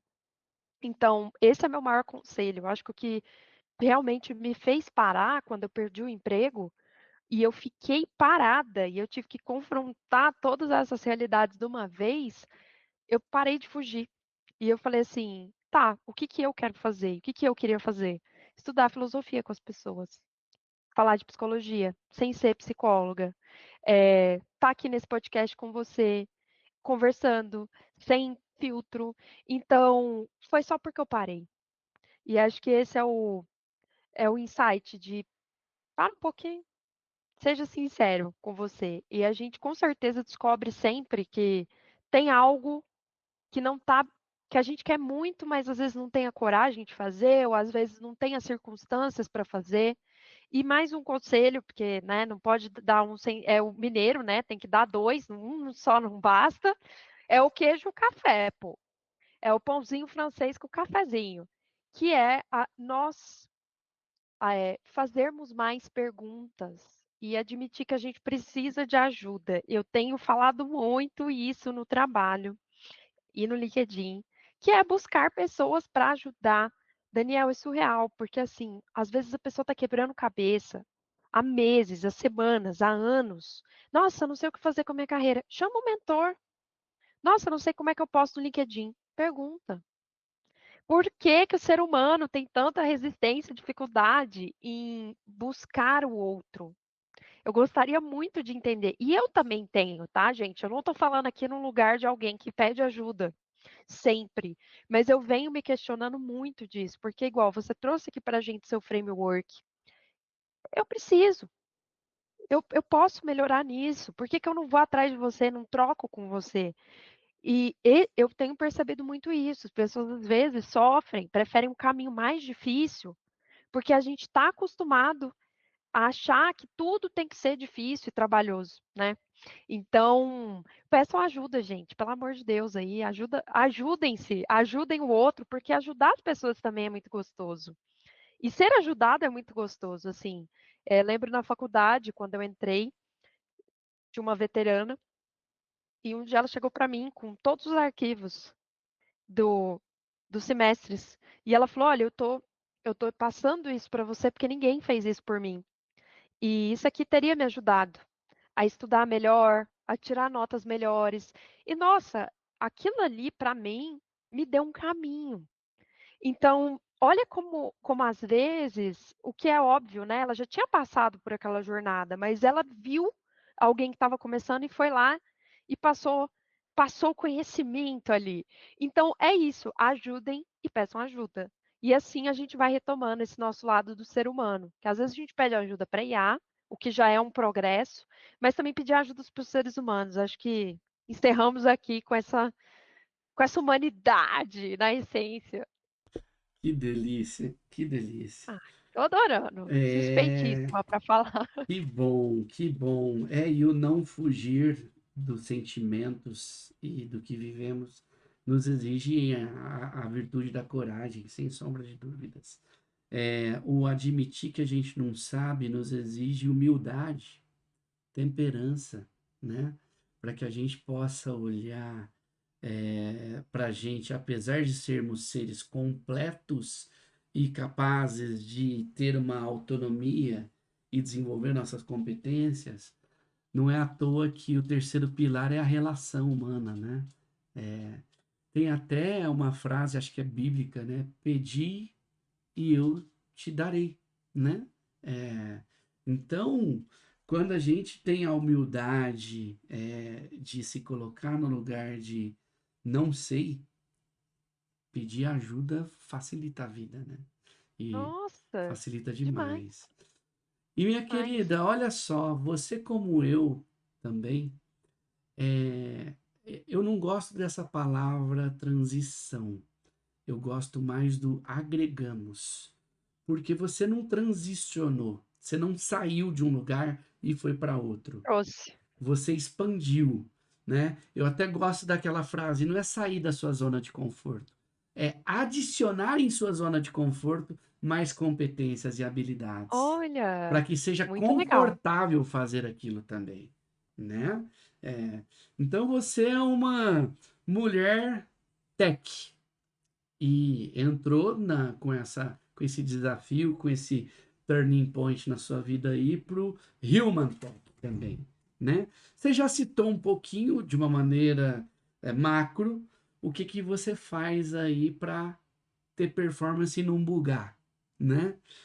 Conta um pouquinho mais de como é o seu dia a dia, sua rotina para se cuidar, para se manter saudável. Você falou alimentação boa, ir na academia, cuidar das relações. Faça, por gentileza, um drill down um pouquinho mais nesses temas no seu dia a dia. Daniel, é, não tem mágica além da famosa e estoica disciplina. Eu sou muito disciplinada e eu brigo muito com meu marido, porque eu falo, a gente tem que ser disciplinado. Tipo assim, eu acho que eu sou até demais, mas no para mim, hoje, eu penso em mim como realmente, vamos voltar na analogia do Kratos. Para o Kratos, ele lutar bem, então para eu chegar no meu trabalho e eu ter um desempenho muito bom, eu preciso estar tinindo. Então, faz parte da minha disciplina eu me desconectar do trabalho. Então, eu realmente eu desinstalo Slack do meu celular pessoal. Não gosto de grupo do WhatsApp de trabalho. Tem, mas assim, eu sempre silencio o arquivo, eu vou olhar no trabalho. Outra coisa, e-mail, sabe? Não olho. E parte dessa minha disciplina é, por exemplo, eu terminei o expediente, sentar com calma, ter um momento ali com meu marido, a gente tomar um café da tarde juntos, conversar, sem celular. Então a gente é bem, eu diria que a gente é bem disciplinado. Tenho disciplina também com jogar videogame. Então, finais de semana eu tenho um horário para jogar meu videogamezinho, para eu realmente cuidar desse meu lado criativo. E tenho disciplina com horários. Por exemplo, gosto muito de tomar sol. Então, sempre que abre um solzinho em São Paulo, que anda difícil, difícil, eu desço para a piscina, levo um livro, gosto de grifar meus livros, rabisco. Então, assim, hoje eu diria que o maior, o maior dica, o maior segredo é viva o offline. Eu acho que assim, não adianta eu te falar, vá na academia, se você vai na academia e você faz esteira, olhando, respondendo o WhatsApp, se você faz bicicleta, curtindo meus posts no LinkedIn. Você não está nem fazendo bicicleta e nem no LinkedIn. Você está fazendo os dois de forma ruim. Então, o momento que eu vou, por exemplo, para a academia, eu evito. O celular é só a música e olha lá. Mas a famosa realmente disciplina de você entender movimentos. Então, na hora de trabalhar, eu tenho hiperfoco. Eu, por exemplo, tenho até um pouco de dificuldade de, na hora do trabalho, de levantar, de tomar uma água. eu às vezes não percebo. Então, eu até tenho usado um timerzinho Pomodoro para me colocar no jeito, tipo, tome água, porque eu entro num fluxo, e aí essa disciplina vem também recusar a reunião, essas reuniões que, tipo, eu falo: "Gente, não precisa de mim, me manda um e-mail", porque é isso, eu tenho um preciosismo com o meu tempo, e às vezes eu diria que falta isso nas pessoas, esse respeito pelo seu tempo e pelo tempo do outro. Então, eu me dispus a vir na academia, então eu vou estar na academia. Eu me dispus a entrar no LinkedIn e fazer um comentário, então vou fazer um comentário. Nós estamos aqui extremamente focados e isso é raro, né? Eu poderia estar aqui conversando com você, mexendo no celular, você fazendo outras coisas, e essa conversa não ia ser tão legal. Então, realmente hoje tudo exige disciplina. Sou perfeita? Não. Tem dias que assim, a minha disciplina faz parte dela eu tomar um vinho à noite, comendo uma empanada e assistindo Piratas do Caribe. Isso também é disciplina. Disciplina de descanso, disciplina de momentos com a família. Mas eu tenho tudo isso muito claro, sabe, Daniel? O trabalho, o expresso estoico hoje, ele é um trabalho para mim. E além do expresso estoico, tem as comunidades, tem a parte Vitória Voluntária e tem o meu trabalho no Exit Lag. Todos esses trabalhos, eles vão competir pelos meus recursos e mana mentais. Então, se eu não tiver disciplina de, olha, agora eu vou fazer isso, agora eu vou descansar, eu não vou conseguir manter esses trabalhos e nem a minha performance. Então, eu penso muito dessa visão estoica mesmo, de isso está no meu controle, então eu vou controlar. Eu vou efetivamente investir energia nisso. Muito bom, muito bom. E já indo aqui pros finalmente, porque olha só, já faz 5 1 hora e meia que a horas. gente tá aqui. Não, e tem assunto, né, Daniel? Pelo amor. Gente, quanto Tem, assunto bom. Eu tem tô falando, como assunto. diria os mineiros, mais que o homem da cobra. Eu nunca Sim, entendi esse ditado. Por que que o homem da cobra fala? Por que que ele tem uma você não cobra? sabe por Mas é quê? isso. Não, Lá em Uberlândia não aparecia o Homem da Cobra nas praças? não, Lá, tô com medo agora. Do que é a cobra? lá em Passos, no interior de Minas, né, onde eu cresci, né? Vira e mexe, tinha uns caixeiros viajantes que apareciam na praça da matriz da cidade, né? Lá no caso era mais na Praça do Rosário, né? É, e esse cara fazia um círculo no chão, tipo para as pessoas ficarem ao redor, e ele tinha normalmente duas caixas com cobra dentro, cobra mesmo, cobra de verdade, Isso. tá? Ok. E aí ele ficava fazendo um discurso para vender peixe de óleo elétrico. E ele ficava com essas cobras no pescoço, tal, e ele deixava a cobra picá-lo. Aí ele passava o peixe de óleo elétrico para dizer que o peixe de óleo elétrico curava e resolvia o problema. Só que para tudo isso acontecer, ele falava um monte. É daí que vem o fala mais do que o homem da cobra. Caramba! Porque na praça havia um caixeiro viajante vendedor de óleo de peixe elétrico e ele tinha normalmente uma ou duas cobras com ele, mas para vender o óleo de peixe elétrico ele falava muito. Fala mais do que o homem da cobra. Gente, quebrou tudo. Eu não imaginava. Cara, eu adoro esses ditados, mas vira e mexe eu confundo e eu misturo. Então eu falei, gente, será que esse ditado é isso mesmo, homem da cobra? Pelo menos assim, eu cresci no interior e vira e mexe na Praça do Rosário. Eu vi o homem da cobra lá, vendendo o óleo de peixe elétrico. Caramba! Será que ele vendia muito óleo? Eu fico Olha, pensando, ó, por quê? Ó a cabeça da pessoa. sim, sim, Fico sim, pensando na sim, clientela, tipo, no meio da praça, o cara vendendo. sim. Eram passantes ali, pessoas que estavam passando. Só que imagina só uma pessoa com cobra, né? Já é um negócio totalmente fora do padrão no meio da cidade, né? E claro, né? Se ele curava uma picada de cobra, que dirá uma dorzinha de cabeça, né? O povo devia tomar banho, né? Pois é, e por aí vai, né? Caramba! Nossa, eu tenho várias perguntas. Será que essas cobras tinham veneno depois de morder? Enfim, nem vou começar, viu? Mas que Dizem que ele interessante. tirava as bolsas de veneno dela, né? Não sei se isso é possível, né? Dizem, né? E por aí vai, né? Mas é uma coisa curiosa, bem curiosa. Dá outro Demais. podcast e um artigo no Tá. LinkedIn. Por que fala mais do que o Homem da Cobra, né? Gente, mas olha que legal. Se eu não tivesse perguntado, eu nunca saberia. Olha como isso se conecta com a estrutura da nosso podcast aqui, pergunta e resposta. Ó, ó, né? Hashtag fica Ó. a dica, né? E minha querida, para a gente já ir para os finalmente aqui, nossa, que prosa deliciosa. Foi boa Me mesmo. senti no alpendre de casa, tomando cafezinho com queijo, pão de queijo e proseando prosa boa, né? Aquela rosca com Nó de açúcar em fubá. cima. Ou, Hum. ou a broa de fubá ou a rosca com açúcar em cima. Minha mãe faz até hoje a rosca trançada. Daniel, eu não acho para comprar essa rosca em São Não Paulo. É só tem. uma gigantona, mas em É. Minas, gente, para quem não sabe, tem uma rosquinha que o pessoal Sim, faz, ela é menorzinha, com sim, açúcar em cima. sim. Gente, eu não acho, Daniel, eu já Pois procurei. é.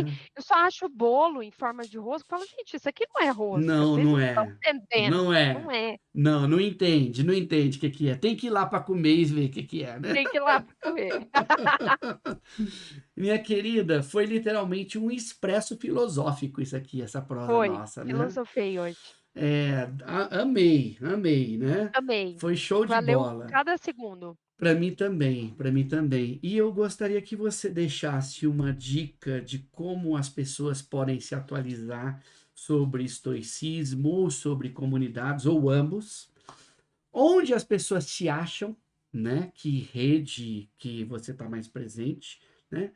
E por fim, mas não menos importante, eu gostaria que você pensasse assim: vamos fazer de conta que essa mensagem que você vai dizer, todos os terrestres poderão escutá-la. Qual seria essa mensagem que você deixa para todo mundo aqui? Ai, gente, a mente infantil da criança. Busquem conhecimento, vai ET Uhul! Bilu. Assim, eu adoro essa frase, mas eu acho que tem tudo a ver. Eh, Porque assim, Daniel, nós não podemos terceirizar o conhecimento para as IAs. Mesmo que a gente use as IAs para pesquisar, para criar, temos que buscar entender, questionar, ir mais a fundo. Então, eu vou usar o conselho do ET Bilu como meu, busquem conhecimento. Sempre achei interessantíssimo esse lance do ET Bilu, mas isso fica para o próximo podcast. E para me encontrar é fácil, no LinkedIn é @expresso estoico. Hoje é a rede que eu uso praticamente, então assim, lá tem um linkzinho para o WhatsApp, que eu tenho um canal de informações ali, de para conhecer um pouco dos meus bastidores. Mas, para encerrar com uma recomendação de livro, para quem quer começar a conhecer o estoicismo, eu gosto muito do Diário Estoico, que é um livro com 365 passagens, de todos os filósofos estoicos, escrito pelo Ryan Holiday. Gosto muito da escrita do Ryan. eh, Algumas coisas que ele fala nem tanto, mas eu acho que ele foi um dos grandes fundadores desse novo estoicismo. Então, ele consegue trazer o estoicismo antigo, mas ajudar a gente a abrir esse horizonte. E para quem é pai, ele tem inclusive um que é para pais. Então, que ele usa o estoicismo para educação dos filhos. Então, para quem quer começar a tatear, foi onde eu comecei e foi o que despertou meu interesse para efetivamente ir mais a fundo. Ouvir, ou ver, ou Vitória, ou Monja. Né? Querida, eu amei essa prosa aqui Ai, contigo. amei. Foi Me show de diverti bola. horrores. Nossa senhora, foi bom demais da conta, né? Foi bom demais da conta. Ai, ai. Eu adorei, muito obrigado. Nós vamos ter que marcar um cafezinho presencial para trocar ideia. Também Quem, acho. quem sabe a devolutiva do Via que eu te convidei para fazer, a gente marca presencial e aí eu te conto o que está por trás de Combinado. tudo isso, né? Muito obrigado, gratidão, Obrigada a tá? você. Foi Valeu ótimo. mesmo.